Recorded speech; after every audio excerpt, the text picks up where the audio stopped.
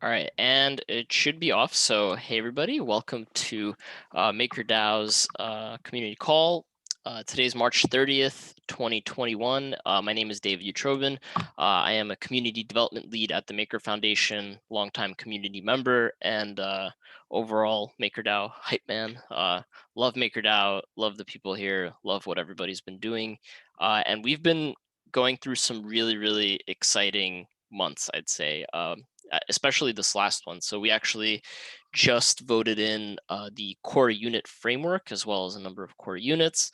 And we've continued to kind of go along our usual path of active governance. And so this call is going to be a really good one because it is going to be talking about a topic that a number of people have been bringing up over the last month, and it is improving the monthly governance cycle. So if you are not a regular at MakerDAO, maybe you haven't read the MIPS, but if you do, go into the MIPS repo or the MIPS portal.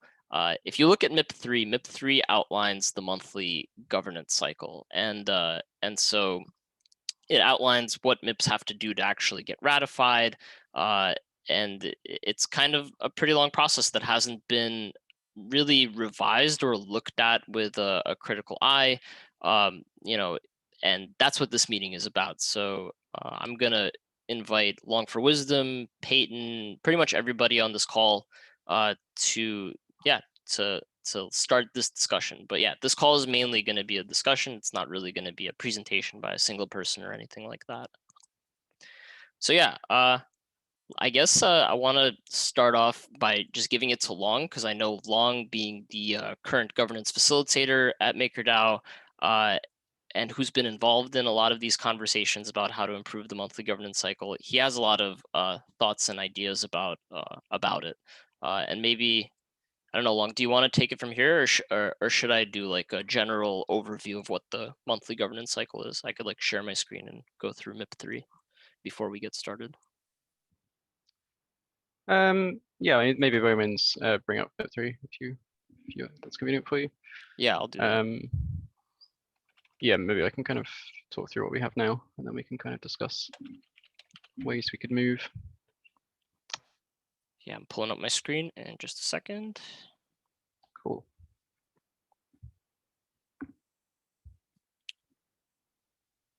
Okay.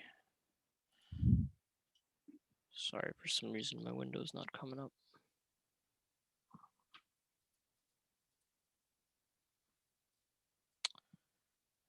Okay. Sorry, give me just a second. Should be here. Let me know if you're seeing the MIP3 governance cycle. Yes. Okay, cool. So here's the MIP3 governance cycle. MIP, it was ratified back in what was it? June, July. Crap, what's 5 May? Yeah, May. May 2nd of 2020. So, last year. And here's basically the breakdown. I'm not going to go through the entire MIP, but I do want to go through. I think there's actually a graphic. Yeah, so here it is. Yeah, just stick here and then I'll kind of talk through exactly what we have now. All right, cool. So all yours. Awesome. So the monthly governance cycle is the cycle we do on a monthly basis, as opposed to the weekly governance cycle. We tend to use the monthly cycle for MIPS and other proposals. So it tends to be like either bigger changes or more important changes or more far-reaching changes tend to take place under the monthly governance cycle. So it's kind of split into 4 weeks, as you'd imagine. Week 1 is kind of formal submission. So this is essentially when we take the MIPS and proposals. The authors like formally say, this is going to go into I want this to go into the monthly governance cycle. The kind of governance facilitator ostensibly kind of reviews these, but in practice, this tends to be just like a kind of once over to make sure it's a reasonable MIP. So in week 2, then we have what are called inclusion polls. So these are on-chain polls, similar to the kind of weekly polls or any other polls. The reason So I'll leave aside reasons for the time being, I guess, and just describe what's there. So we have those inclusion polls that take place for 3 days on week 2. There's kind of one inclusion poll per proposal, or per set of proposals, since they're sometimes grouped. And we basically each proposal has to pass this poll before it continues to the next stage in the governance cycle in week 3. So in week 3, then we have a single governance poll, which includes like all of the polls which passed their inclusion, the inclusion poll in the previous week. So this is again put to governance for 3 days in week 3. And then if that ends successfully in week 4, on Monday, we have an executive vote, which contains the like the hashed version and links to those MIPs that have been approved, or that have been approved in week 3. And that kind of acts in the same way as any executive votes on chain. The MKR supporting the executive has to exceed all other executives to the point where it gets the hat, and officially like executes, even though it doesn't actually make any changes to the system directly. Is there anything? So there's one caveat that that should be mentioned with that executive vote, the bundled executive vote that happens here in week 4. So that executive vote has an expiration date, so it only runs for 4 days. It's the only executive vote in Maker governance that has an expiration date. Everything else technically the others have a 30-day expiration. Oh yeah. Yeah, I guess, yeah, you're right. 30 days for the other ones. And yeah, I think part of the stress, part of the conversation was that these last few governance cycles, we've been coming really, really close to that 4-day expiration. And it's not clear whether it's because of voter apathy or gas issues or a combination of a number of things. Yeah, I guess before we move on to kind of the issues with the current cycle, does anyone have kind of questions about how it works based on kind of what I described? I just wanted to add a kind of like summary of kind of the logic behind why the current decision for this type of structure was chosen. So, I mean, in general, part of MIP3's motivation was to provide this kind of awareness or notification for governance activities for MKR holders to kind of stay informed on relevant topics, participate in voting at any point during the cycle, even if they're busy or time constrained. So the Gov participants can join the discussion at the proposal submission level at the beginning of the month or in the RFC period before, while the less active governance participants can just review at the end of the month and decide whether or not they want to vote for that final executive, knowing that the people who have participated in the past have already been informed and made these decisions and so on. So depending on what kind of participation users or governance community members want to do, they can join in, voice their opinion throughout the entirety of the governance cycle and still have that impact. Obviously, the impact at the beginning is a little easier at the inclusion poll stage, where these users decide what they want to bundle together into a next stage governance poll. So it kind of serves as that threshold to necessitate the attention of a governance poll later on, and also acts as a filter to kind of remove any proposals that people don't like individually. But at that stage, like I mentioned, because they're individual polls, you can have a bigger impact voting on them at that earlier part of the stage. And then with the governance poll, it's basically just a review of the inclusion poll results and allowing participants to voice their opinions if they did not get a chance to do that at the inclusion poll level. And finally, the executive vote is just when the community kind of gives that final stamp of approval and allows it to be implemented, basically. So that's generally how I like to summarize the MIP3 governance cycle.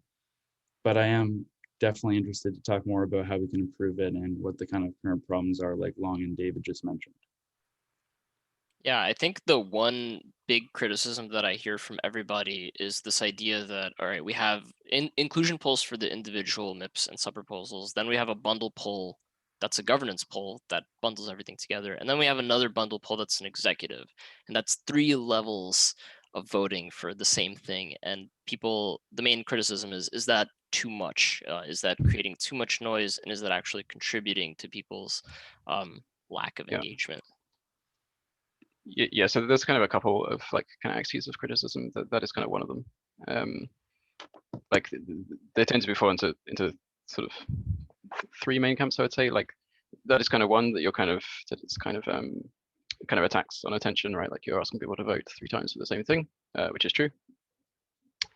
There's also one which kind of just lands on the fact that the monthly governance cycle is kind of too long and too unwieldy, which I personally feel is less of a valid criticism because we have faster governance processes in place as well, right? So if you then get to the point where you change this governance cycle to be faster, then there's no real reason to have different cycles. And as we as kind of Charles kind of laid out, like there are advantages to having a longer cycle in addition to a shorter cycle. Mainly that it gives more people more chance to participate.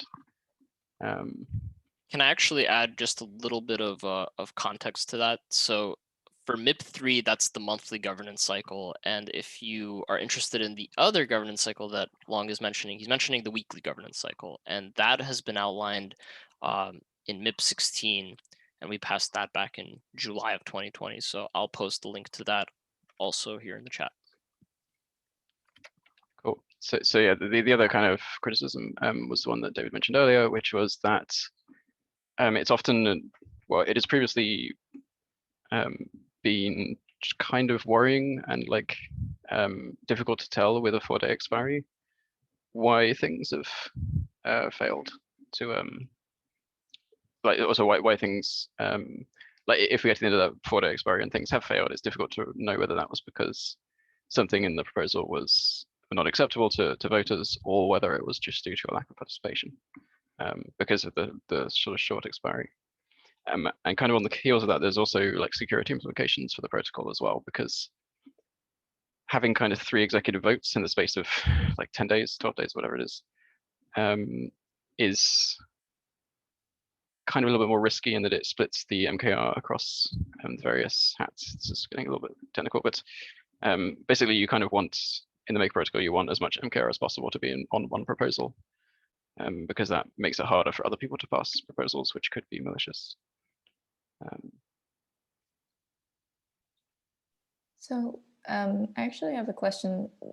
Has there been analysis around like what the current kind of voter outcomes have been in terms of like the experience? So I feel that we're trying to, there's a lot of variables that are adding up. Like there's a lot of things we don't know, but maybe there's a way we can try to like segment some of these and kind of try to test through them. So something that when oh, I'm blanking out his name. Sam had mentioned, you know, like perhaps us rethinking this executive vote area was that he said, oh, I looked through some of the past votes and like, you know, it's almost all unanimous, right? So maybe some of these data points, if you guys have any and you can share with us, can give us more insight to like what's just generally happening in terms of voter activity. Yeah, so I'll caveat with saying we haven't done any sort of you know, like official kind of data analysis to try and figure out what is going on chain, just because it's moderately complex and we just haven't got around to it. Kind of anecdotally, it does seem, as kind of Sam said, that most proposals pass, right? Like I don't think we failed to pass an executive in like ages, like not in the last like sort of 3 to 6 months at the very least. Which kind of, I mean, can imply a couple of things, right? It can either imply that everyone's super aligned and happy, or it can imply that, kind of as Plan X said in the sidebar, you know, maybe it's just people are so fatigued that they don't read the executive vote and just vote on it, assuming that it's fine, which I wouldn't recommend, but it's obviously, you know, not something that we can control. So yeah, I mean, in terms of data, I don't think we really have anything kind of hard to point to. I think another general like thing that's been happening is we get a lot more engagement for contentious votes or votes that are like urgent. So people do definitely pick and choose voting on specific issues if it matters to them. Yeah, it's pretty interesting. Like, so again, anecdotally, I can tell you that some other things as well, right? So we have green light polls, right, which last 2 weeks. And in general, those tend to pick up more participation than the regular 3-day weekly polls, which is kind of what you would expect, right? It's up for 2 weeks, so there's more chance for people to kind of look at it and to kind of vote. They also sometimes tend to be contentious because people have like opinions around tokens, right?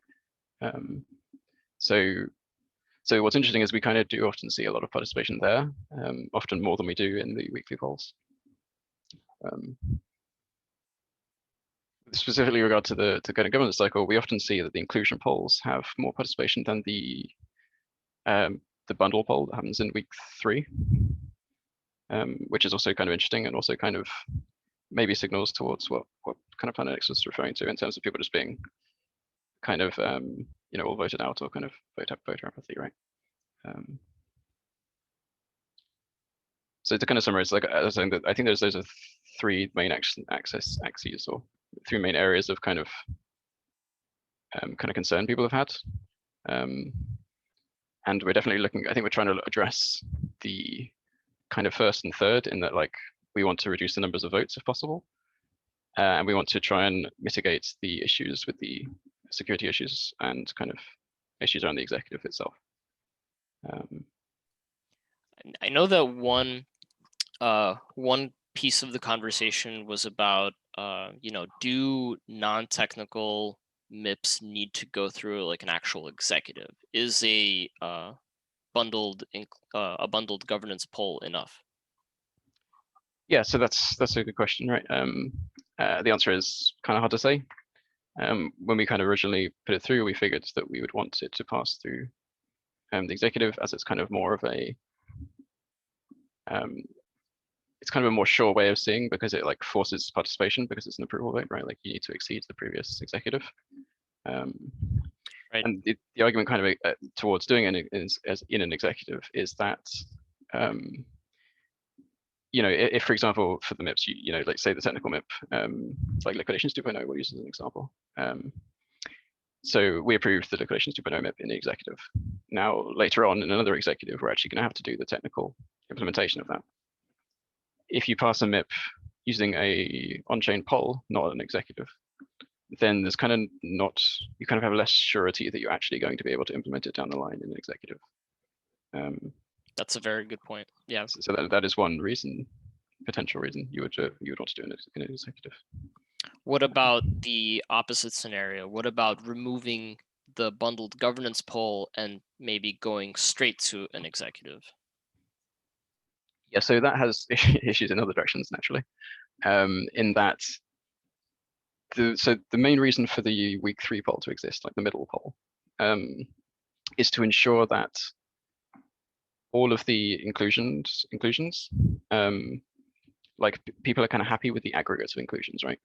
Because you can run into the situation where someone, like some group of people, really favors one of the inclusion polls, like one of the MIPs, but really doesn't like the other MIP. And you can have kind of 2 groups of people that feel this way about different MIPs. And if you have like a group that is kind of like dead set against, right? Say it's like, I mean, this doesn't really tend to come up often, but say people are like dead set against staking rewards, right? And will not vote for any executive which includes staking rewards. Then you have another group who, I don't know, there's a myth about universal basic income, and this group is like super pro universal basic income. Sorry, super. There's a different group that's super against universal basic income, but really pro staking rewards. To the point that if you had both of them in the same executive, like both groups that detested the other's proposal would both like fail, like would both reject the executive. So the danger with not having that bundle poll is that you don't know that before you get to the executive itself. But isn't that the purpose of the inclusion polls? No, because inclusion polls only let you vote on like one at a time, right? So say like 50% of people really love this staking thing, but like, sorry, 60%, and the other 40% are like dead set against it. And there's another group that, like, again, the UBI thing has like 60% in favor and 40% against.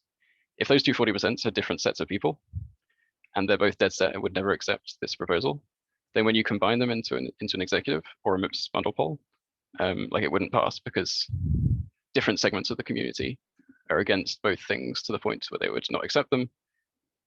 And in aggregates, those groups of community make up more than 50% of the voters. Probably haven't explained that very well, but it's yeah. I mean, just to kind of recap the problems with like the entire governance cycle, the monthly, sorry. The main problem, so in the near term, let's say a couple of months down the line when we have a vote delegation in place, do we imagine that the 4-day limit will still be as big of a problem as it is today?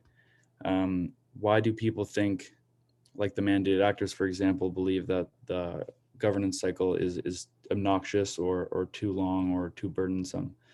Because, I mean, if we go ahead and change this, if we suspend it or create an amendment for it, it will take some time as well. So I'm just trying to really think how much like do you really want to solve for this and change it now? Or is it not a huge problem? I just really kind of want to weigh these pros and cons before we actually make a big change and kind of go through it over 2 months and so on. Yeah, I mean, you're 100% right. There's a governance contract redesign coming. Eventually the whole paradigm is going to shift to, having more delegates in the community, having, more thought leadership and like issue leadership from the community. So maybe in that kind of future, also especially because we can run concurrent executive votes. Yeah, all of these issues kind of like this whole governance cycle is going to have to be revamped anyway. Yes, so specifically with regards to expiry time, like with DSS Gov, which is the new version of DS Chief, you wouldn't need a 4-day expiry because you're not blocking like another executive on waiting for this executive to pass. So you could easily set like a 30-day expiry on like MIPS executives, and that would be fine. So in terms of timing, once we come to a solution, of course, it would make sense to bundle the DSS Gov MIP 26 in with these amendments when they're ready to go, as opposed to being proactive and getting it in place before, because it doesn't really apply until that's kind of triggered, right? Well, I mean, not necessarily. Like the issues we're kind of talking about exist today, and we don't know when DSS Gov is going to come in, right? So I don't think we necessarily want to wait for DSS Gov. I do think we should try and make sure that any kind of change we come up with also works with DSS Gov, which I think is doable. So yeah, it's just kind of a matter of adapting something now to make things easier now, which will also fit with the future developments that are planned. I've heard a couple suggestions in the past just to go with the inclusion polls and the governance poll and no executive. Now, I think that kind of makes sense to me for a couple of reasons. I mean, one, we could add some sort of quorum to the governance poll, although I'm not a huge fan of quorum for a couple of reasons. But the main kind of idea around not needing an executive is that in many situations when the exec is executed, the actual MIPS that are technical don't actually get implemented right away. There's this period where the smart contracts domain team works to kind of figure out the details and then put up another executive vote to actually implement it on chain. So really the governance poll and the executive are kind of basically the same thing, because nothing is really getting executed except for the hashes of the MIPS on chain, right? Like that's the only effect right now. I mean, also it's just a different different parameters to like get it passed, right? So for the governance poll, for it to pass, it has to hit the default inclusion threshold, right? If I'm not mistaken. The inclusion. Yeah, that's for the inclusion polls. Sorry, for the inclusion polls. So the governance poll doesn't have the same kind of background security as the executive, right? You don't have to have like 40 or 50 or 60 or 70K MKR in a governance poll to get it passed, I guess is my point. That's like the trade-off. Yeah, it's just yes votes need to be higher than no votes for those. Yeah. Yes, so I feel like it's worth saying that I'm pretty sure we can have hashes go on chain without requiring an executive vote as well, which might be something to pursue. Yeah. Like as far as I'm aware, I think polls contents are already hashed. I'm pretty sure that goes on chain alongside the poll link. So I think if you just included like a link to the commit, which was the MIP, right, then that would be included in the content hash for the poll. So I think that just kind of works, but I need to confirm with smart contracts. The other kind of point I'll mention is that there's actually, like, if you don't have an executive, there's no real reason to have a bundle poll that I can see. So like the week 3 governance poll mainly exists just to make sure that all of these things work together before you put them in executive, because having an executive not pass is a pain. It's like a pain, right? It's bad for a couple of reasons. So, but if the final like point of the process isn't an executive vote, then you don't need to have that prior process either. So you can essentially just get away with having inclusion polls or ratification polls, which would then be one set of polls for ratifying the MIPS.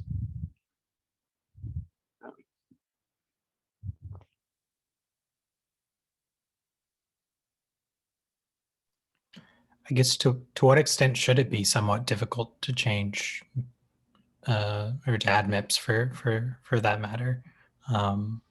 I mean, I guess these are obviously major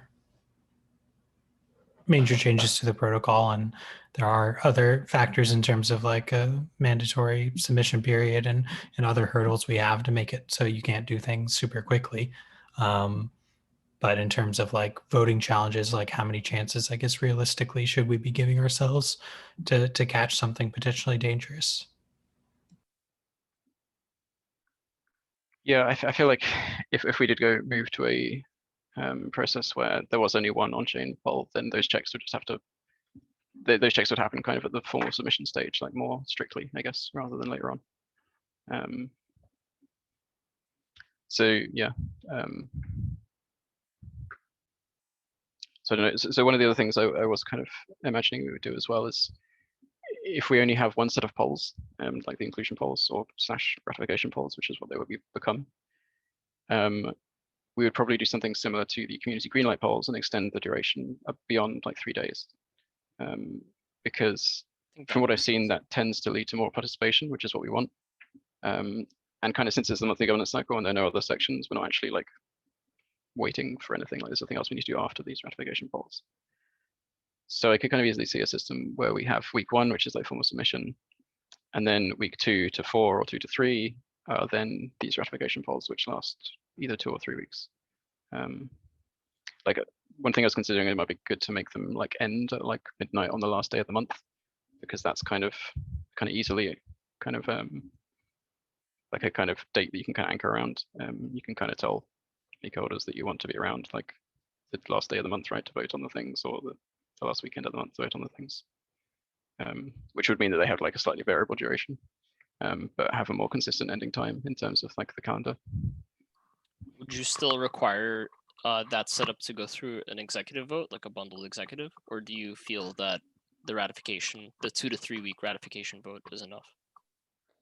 No, I'm saying you would exclude the executive in that case. Like this is the thing, if you're going to have an executive, you need to have a bundle poll before it, right? That's kind of why that poll exists. So like the way you can kind of make space for these, for having a single set of polls that lasts longer, is by removing both of those.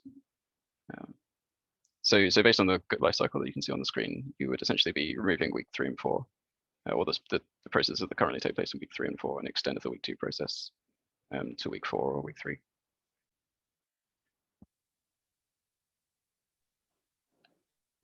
I just wanted to also, I know, like keep adding more layers to this, but one of the things I noticed is there's different kinds of MIPS that we want different like times to review or go through. So something like liquidations 2.0, in this case we shorten it, but it's something like where 2 to 3 months might make sense for a review process as things might progress or change.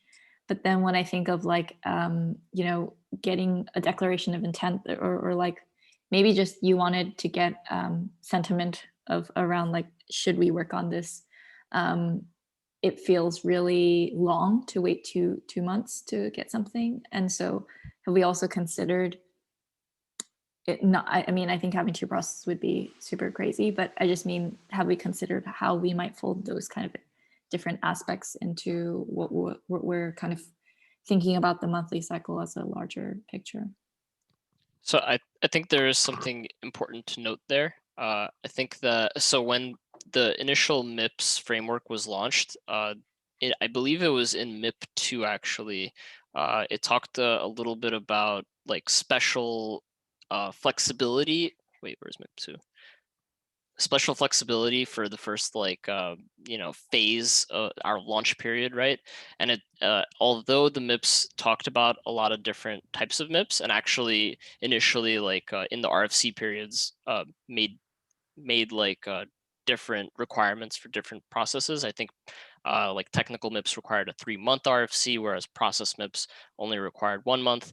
But this MIP2 kind of blanket said, all right, everybody has 1 month to do the RFC, and kind of it just ensured a flexible way for MIPS to be handled during this period.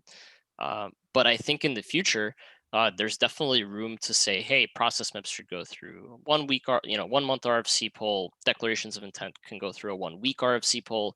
There's definitely improvements there, but I think that that's different from the actual monthly governance cycle. Just to clarify, the RFC periods aren't polls, right? The durations, which needs to be an RFC, not individual votes. Yeah. Amy, to kind of expand on David's answer there, I will kind of say I agree with you. I think some MIPS obviously should have longer RFC periods than others. Like technical MIPS should probably be discussed and have a longer request for comments phase. For stuff like declarations of intent, where it should potentially be shorter than a month, I don't really disagree. And I think it's possible we would want to move some processes like that to the weekly cycle rather than the monthly cycle. But yeah, I kind of don't think it makes sense to kind of subdivide the monthly cycle. I think it makes more sense to just kind of move things that should happen quicker to more appropriate cycles if they exist. For the declaration of intent example, it's just something we haven't really got around to doing yet. It's something I've been considering for a while. The other thing you kind of mentioned was kind of just getting sentiment, which is another thing that I think we want to look into at some point, which is like enabling something like Snapshot, I believe it's called, the kind of UI that lets you kind of do token votes kind of very quickly and easily. Because that would kind of be a way for people to put up like kind of non-binding votes for maker holders to kind of signal on, which would be kind of a lot quicker than some of the other processes. And then that could then be used to kind of get sentiment, but not lead directly to any kind of further action. To present a counterpoint, I'm not sure that the type of MIP would define how long they need to, or how urgent they are, or important. Like, for example, if we see a business opportunity that needs to be executed relatively soon, then probably I can imagine the smart contracts team spending a lot of time reviewing that and making everything as I don't know, as thoroughly as possible. But I don't know if adding more time to the RFC is the best idea if everything that needs to be done has been done. So I don't know if. Yeah, this is kind of more or less, yeah, that makes sense. This is kind of more or less the way the system is set up currently, right? The RFC periods are defined as minimums.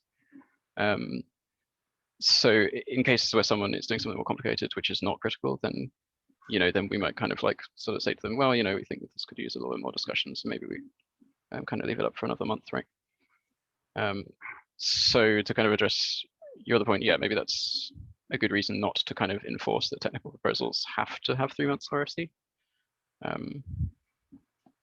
But yeah, it's kind of like yeah, like maybe we could just add a requirement on kind of, or further requirements on what's required for it to be formally submitted.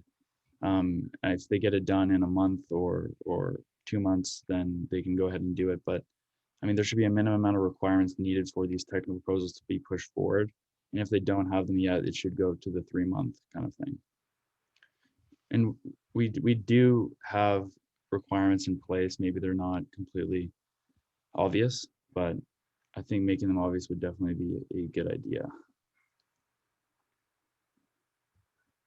Yeah, agreed. And to even add on to that, it goes beyond the RFC time, right? It's also, if it's a technical proposal, has the code been audited? What's our like data security standard, as a DAO?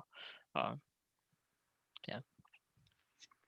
In general, I like the idea of having different RFC periods for kind of like declarations of intent, something that's not as contentious and requires a further proposal after that. And it wouldn't even be implemented, right? It's just kind of like that validation from MKR holders to proceed with it. But at the same time, like having a standardized RFC makes it a lot easier for the governance domain and people to manage and maintain. Keeping track of different RFC periods, different proposals adds a lot of like overhead and work. Now, maybe we could just add more people to the team to do this, but it is a concern that we should keep into consideration.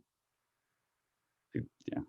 Yeah, and so just to bring us back to the main conversation that this call is focusing on, it is improving the monthly governance cycle, and kind of looking at what it is now and seeing if there is a lightweight or fairly simple change that we can make that both decreases the amount of time and gas and effort people have to do to participate in the monthly cycle, while also just like making an improvement, helping people be more willing to engage, requiring less of the voters if we can.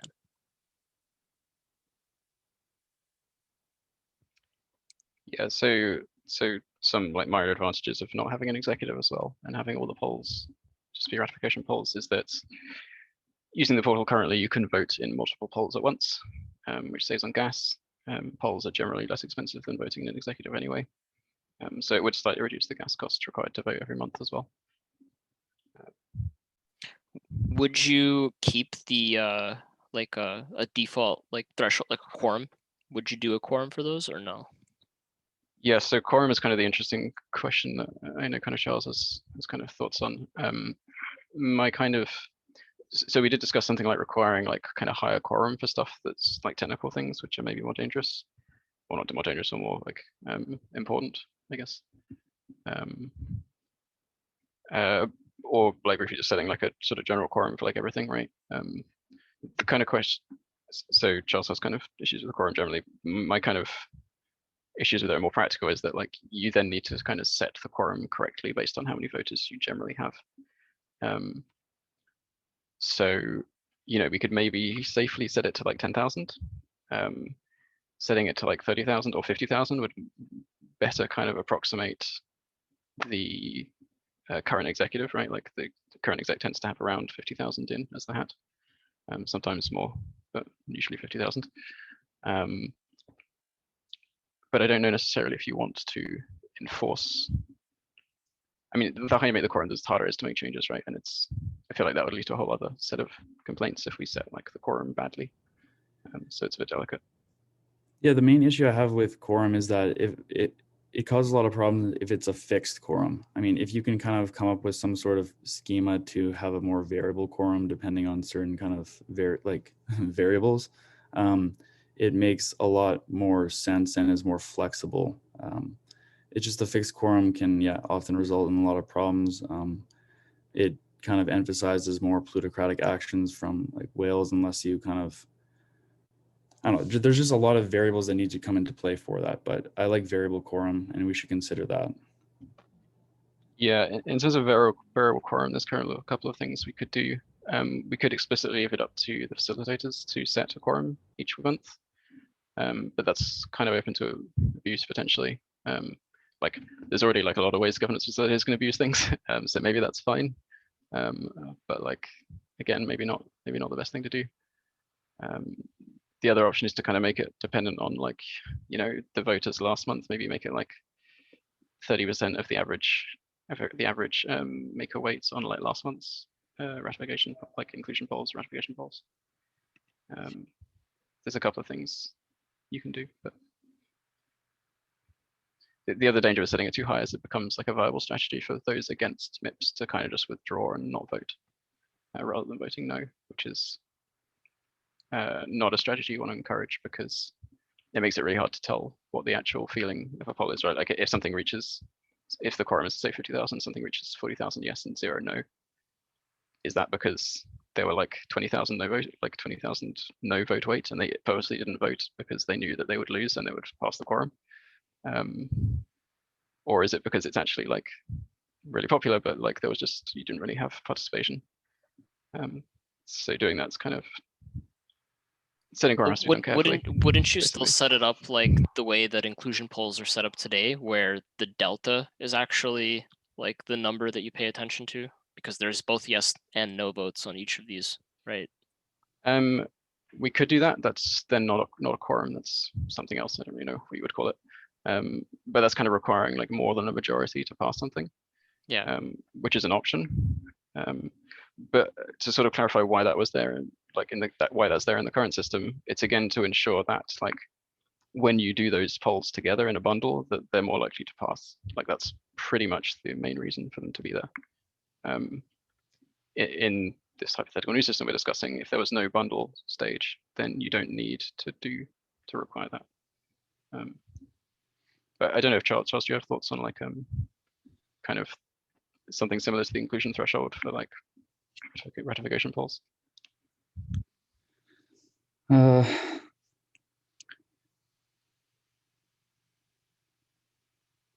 be honest, I'm still thinking about that, but that's the kind of area I was thinking about that could be a variable thing. I mean, if it's always 3000 MQR, we do have the ability to like update the default inclusion threshold at any time. No one has. But if it was more, there's just a lot of parameters you could do to kind of make that a variable number based on the contentiousness of each like poll in the governance poll, for example. But then again, that's a lot more stuff to monitor and keep track of. I mean, eventually you could kind of just make it like an automated process. But I mean, I imagine to begin to kind of learn and understand how it works, you'd kind of have to do it manually, just like we do with a lot of the manual processes that we've turned into automated modules. But yeah, that's something I definitely want to think about more. I don't have an answer right now, unfortunately. Sorry. Yeah, that's fine. No is always a valid answer. So my worry about kind of enforcing like that sort of, again, I'm not sure it's really called a quorum, but like enforcing that is you can then end in situations where like the majority wants something, but because the margin is small, you then don't take the, you don't take the MIP, right? So in that situation, you're essentially saying that like, okay, like 55% of you want this, but we're not going to do it because 45% of people don't want this, which is a strategy you can take, right? But it's potentially not a great one because you end up with like a majority that's unhappy in that case, which is something you kind of want to avoid.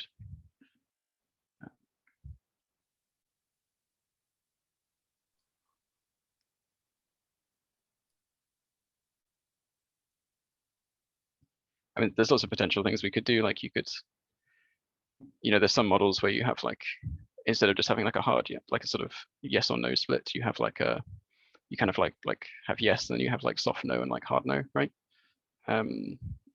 Where you can sort of say, if like 30% or like 33% of the votes are hard no, then you just don't do it. But otherwise, if there's, if there's a majority between yes, no block, exactly, yeah.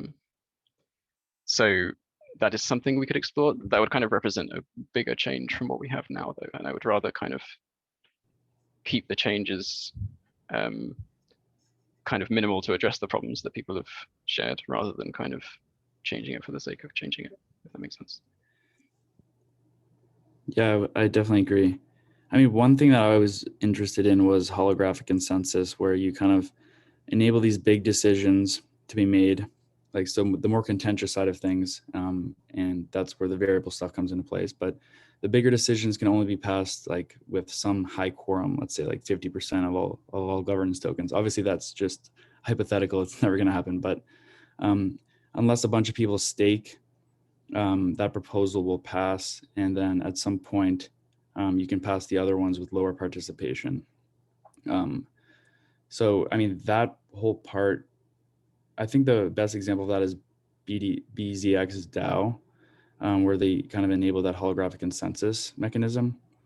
But at the same time, like I mentioned, like you'd have to kind of have that observational period of time where you like look at the different kind of lower participation polls and understand which polls have lower participation and why, and then you look at the contentious ones and see why those have higher participation, and then you enable that quorum for those two there, and they can be changed over time as well.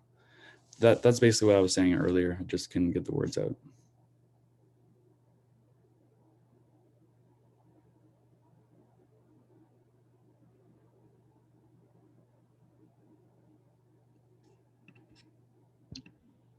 I guess, does anyone have questions about what we've discussed so far? Or any other questions, I guess, about monthly governance cycles generally?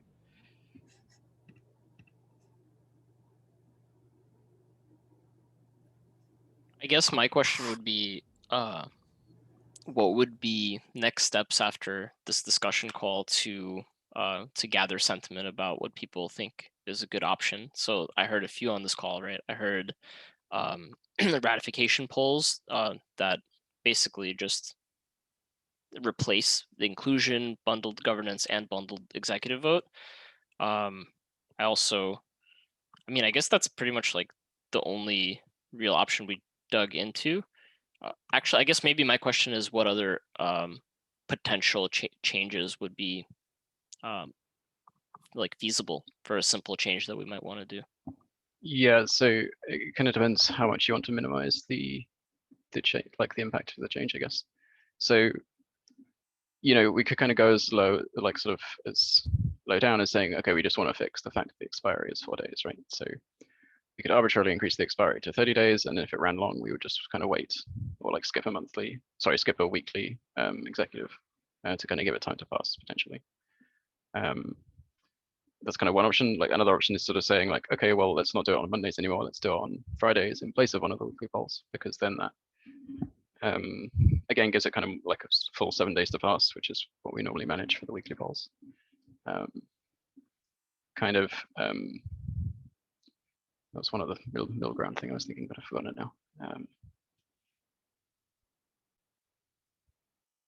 Actually, that's an interesting idea. Instead of having that 4-day executive launch on Monday, have it launch on the Friday and have it be like a 7-day, or even remove the expiry date altogether.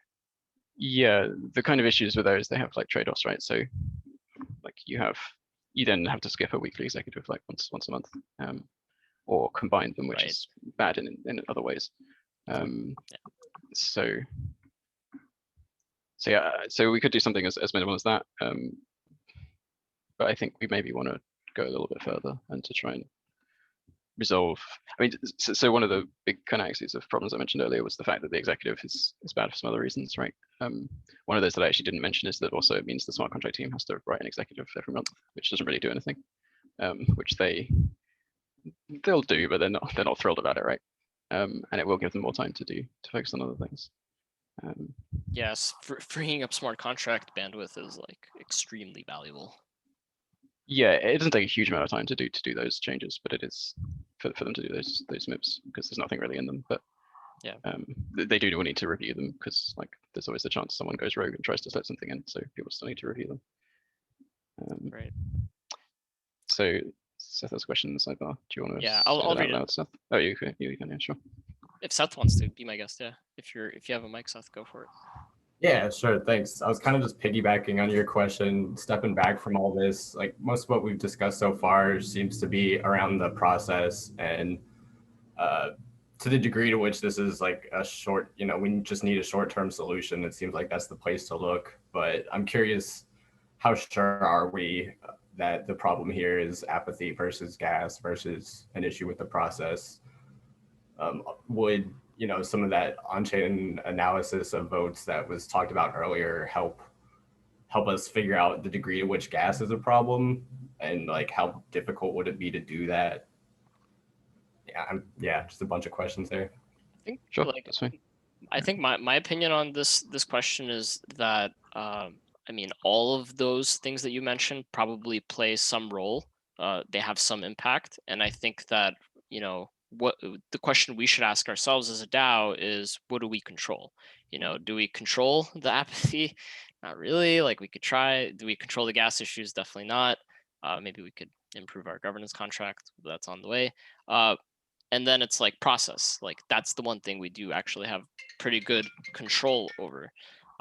So no matter what, the answer to this question is the process can always be better because it just can. Yeah, it's kind of expand on that. So I'd kind of so I agree, like on-chain analysis can help with some of this, but it's kind of fundamentally difficult to answer the question of why someone didn't vote because you're kind of looking at an inaction, right? You're looking at kind of like an absence of action and trying to ascribe like motives for that inaction, which is kind of difficult. So, to some extent, we've kind of reached out to people to kind of comment on these things before. We've, had to kind of great answers in the forum previously to like all the issues with the voting process. And the things you mentioned all came up, right? Like gas costs came up, and this was like last year when it was when the gas costs were much lower. And also apathy came up, right? And like also issues of the process came up, and like 10 other things. So there are always things we can improve in like all of these areas, I think. As kind of David said, I think the reason we're focusing on processes is because it's something that we can change without requiring like smart contracts time for starters. So it's something we don't need to wait for DSS Gov for. And yeah, and it's kind of a little bit more solid than I guess than like kind of things we might do to sort of resolve apathy, right? Like we can obviously like encourage people to vote. We can sort of help convince them that their votes matter and things. But that's kind of always a little bit harder to. It's kind of hard to measure like how much is enough when you're doing that, right? Like you sort of make like a month-long campaign to kind of encourage people to vote. Okay, maybe you've encouraged people to vote for that month, but then do they go back to being apathetic afterwards? Do they stay around? Do you do the campaigns forever? Like it's very hard to sort of say this is enough, right? Yeah, that makes a lot of sense. Thanks for clarifying.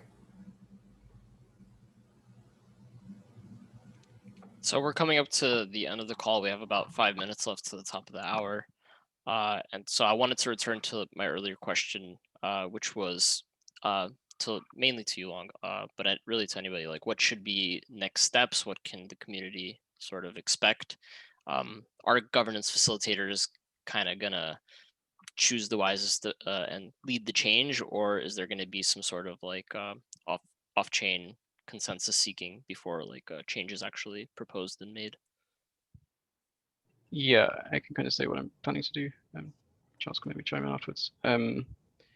So I'm kind of planning to put together like a MIP that will replace MIP 3, ideally by the 7th, which is the cutoff for getting added in the May cycle.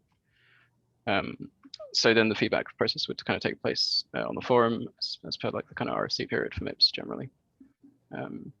I suspect the way we'll go is kind of the way I described, in the, like removing the bundle and the MIPS bundle and the executive bundle, and kind of extending the initial polls. So I think we'll probably start with proposing something similar to what we discussed kind of on this call. We'll kind of aggregate any sort of feedback that comes on the forum and sort of, just make changes. Sorry, that last sentence and a half, you kind of cut out a bit long. Okay. So I was just saying, we'll kind of and then we'll, I think something's messed up with your mic. Your words are not really easy to make out.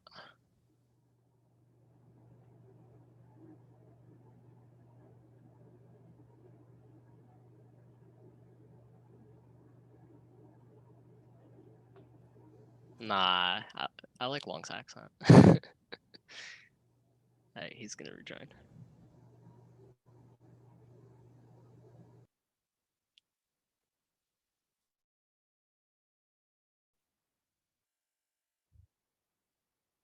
Can you hear me now? Yeah, perfectly. Hey, awesome. Sorry about that. Yeah, so I was just saying, in terms of next steps, we'll put together a proposal that kind of similar to what we discussed in this call with regards to losing the last kind of 2 weeks of the current process and extending week 2. And then we'll put that on the forum in a MIP form, and we'll have the RFC period and kind of see what people comment and potentially make changes based on people's input.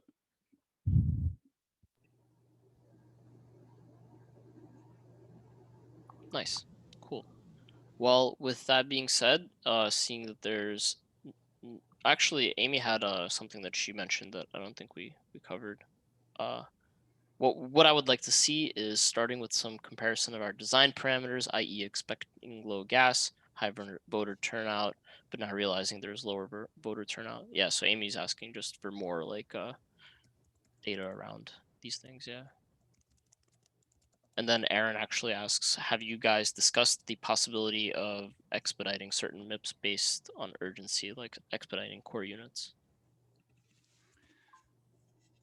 I mean, one thing that you could consider is we did move over collateral onboarding to the weekly cycle. However, I do think that, I mean, what would be the urgency of expediting the onboarding of core units? Like, are they needed immediately right now? Or can we wait a month or so? But yeah, that's something to decide for sure. But the other, I mean, you can't really go in between the weekly and the monthly. That's the thing, right? But those are the options. And yeah, just to repeat what Long was saying, I think a great thing to do in terms of next steps would kind of just like summarize this call, link to the video, provide some kind of overview of what we've talked about, the problems we want to solve for, and then kind of follow up with that proposal that we're all working on, get the feedback, and then see where it's at. And if it works out, we can propose it for the next governance cycle. So definitely aligned on that. Right on.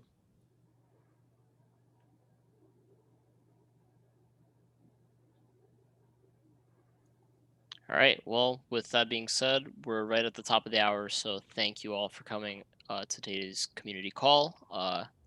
And I hope you all have a fine Tuesday. And I hope this was valuable to you. Thanks, Dave.